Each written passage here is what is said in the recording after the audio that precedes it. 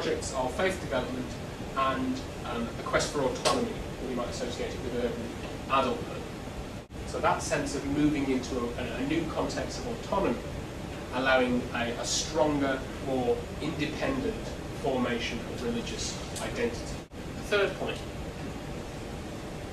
which is about the institutional, organisational cultures associated with Christianity and how that fosters the development of social and cultural capital, and its opposite.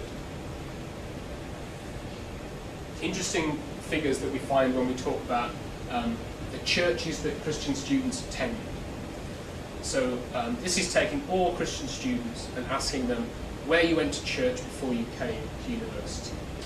So 17.5% went to an Anglican church, so, and just under 30% didn't go to any church. Look at what happens when we ask them the same question during university term time. Every category goes down, apart from the nones. So over half now are not going to church at all. And the evangelical Pentecostals, who go up slightly. Now, the evangelical Pentecostal churches are important because they are centres of Christian vitality in university towns. They are publicly recognised as the most vibrant, influential, populous churches. But this is a double-edged sword. This has a kickback consequence. There are paradoxical consequences of this evangelical visibility. The visibility of evangelicalism represents the vitality of faith for some students, but also what is most threatening and undermining for others. And it's fair to assume that this is a major factor in leading some Christian students to withdraw to a more privatised expression of faith when they're at university. Backed up the same kind of sentiment. Christianity is a personal relationship with God who, through Jesus Christ and the Holy Spirit, provided us with teachings which encourage one to live one's life in a moralistic fashion. However, these morals and their interpretation are something each person must come to terms with separately. Also, one person's Christianity or religion or belief is different from another's and should not be imposed upon them.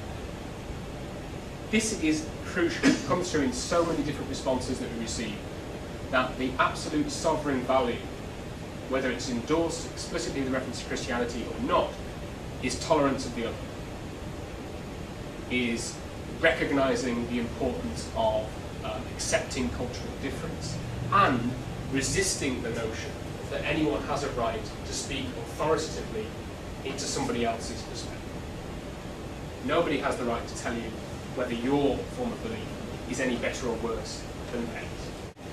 And that was much more prominent than the evangelical perspective amongst the students as a whole.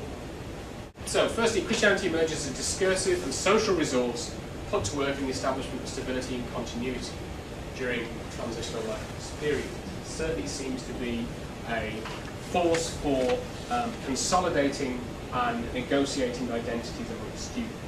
Secondly, disruptions to faith appear to be triggered by factors arising from institutional cultures as much, if not more, than academic learning. Very few of the respondents we spoke to addressed what they were learning in class as a problem. They seem to either compartmentalise their faith, so this is faith and this is the rest of my university life, and the two were not brought into conversation, or they simply didn't see a problem.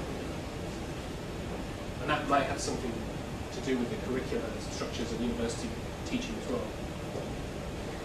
But what was important was the way in which religion was handled in public contexts on university campuses.